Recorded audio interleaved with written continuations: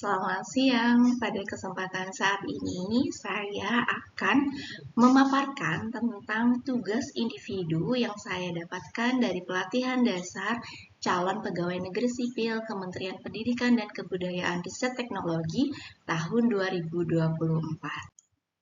Nah, tugas ini adalah tugas agenda 3 yang mana akan membahas tentang manajemen dan smart ASN, pelatihan dasar calon pegawai negeri sipil, Kementerian Pendidikan Kebudayaan Riset dan Teknologi 2024, gelombang 4, angkatan 8, kelompok 2. Perkenalkan, nama saya Muraya Putri Palupi, saya berasal dari Universitas Palangkaraya.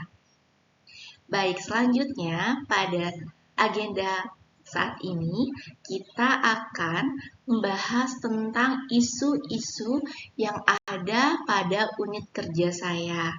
Nah, ini dia adalah identifikasi isu yang dilakukan dengan cara observasi dan diskusi dengan kolega di lingkungan kerja guna menemukan isu utama strategis. Isu yang diangkat terkait dengan pelaksanaan tugas dan fungsi unit kerja yang belum sesuai dengan tujuan pembelajaran agenda 3 yang dikaitkan dengan pelayanan publik dan proses sistem kerja, kedudukan dan peran ASN. Nah, beberapa isu yang saya dapatkan pada unit kerja saya di program studi Ilmu Administrasi Negara, Fakultas Ilmu Sosial dan Ilmu Politik, Universitas Palangkaraya ini ada 3. Nah, kita lihat isu yang pertama. Isu yang pertama ini adalah tentang kurangnya efektivitas sistem informasi dan teknologi yang digunakan dalam administrasi dan pengajaran. Kemudian isu yang kedua adalah tentang rencana pembelajaran semester atau RPS, mata kuliah metode penelitian kuantitatif yang dimiliki dan disusun oleh dosen jurusan program studi Ilmu Administrasi Negara masih belum diperbaharui untuk memenuhi kriteria IKU 7. Kemudian isu yang ketiga adalah isu tentang masih minimnya pemahaman mahasiswa terkait penulisan laporan akhir dengan format artikel ilmiah. Kemudian isu-isu ini tadi dianalisis dan tentu saja akan ada dampaknya jika isu ini terus berlanjut. Nah, dari isu yang pertama, saya dapatkan dampaknya adalah ketidakpuasan mahasiswa terhadap materi ajar atau metode pengajaran. Dampak yang kedua, terdapat perbedaan informasi yang didapat antar sistem informasi karena di FISIP ilmu administrasi negara itu menggunakan 2 web. Nah, itu contohnya pada absensi mahasiswa yang tidak menunjukkan jumlah pasti peserta yang mengikuti perkuliahan, penginputan kartu rencana studi atau KRS yang terkadang tidak sesuai dan terkendala dengan server down, sehingga ada mahasiswa yang terlambat menginput KRS. Pada isu yang kedua, analisis dampaknya, itu yang pertama adalah RPS program studi kurang memiliki kontribusi terhadap pencapaian IKU 7 universitas. Dampak yang kedua, pembelajarannya monoton, kurang melibatkan mahasiswa karena mengandalkan RPS lama yang belum diperbaharui. Kemudian dampak yang ketiga, harapan menciptakan kelas yang mahasiswanya mumpuni belum bisa terwujud. Untuk analisis dampak yang ketiga, isu yang ketiga, yaitu yang pertama dampaknya adalah proses adaptasi diperlukan baik untuk mahasiswa dan dosen. Dampak yang kedua, keterlambatan proses pengerjaan laporan akhir. Dampak yang ketiga, mempengaruhi akreditasi universitas terkait jumlah publikasi karya ilmiah. Ketiga, isu tersebut kemudian dianalisis menggunakan teknik USG, yaitu urgensi, seriousness, dan growth. Nah, dari isu-isu ini kemudian dirumuskanlah pada tabel analisis USG seperti yang teman-teman lihat saat ini. Nah, pada kolom isu aktual, ini memuat 3 isu yang telah diangkat.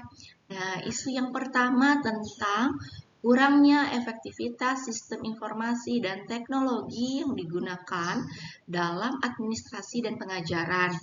Isu yang kedua tentang rencana pembelajaran semester atau RPS, mata kuliah metode penelitian kuantitatif yang dimiliki dan dibuat oleh dosen jurusan program studi ilmu administrasi negara masih belum diperbaharui sesuai standar untuk memenuhi IKU 7. Nah, isu yang ketiga, masih minimnya pemahaman mahasiswa terkait penulisan laporan akhir dengan format artikel ilmiah. Karena menggunakan teknik analisis USG, maka ada kriteria-kriterianya. Nah, untuk kriteria USG, itu poin tertinggi adalah 5. Untuk poin terendah adalah 1. Untuk kriteria seriousness atau kegawatan, itu poin tertinggi adalah 5. Poin terendah adalah 1. Begitu juga untuk kriteria growth, poin tertinggi adalah 5, poin terendah adalah 1. Setiap isu aktual yang terpampang di depan di tabel ini kemudian akan mendapatkan poin-poin sesuai kriterianya. Mari kita lihat pada isu aktual yang pertama. Isu aktual yang pertama untuk kriteria urgensinya itu mendapatkan poin 5, sangat mendesak.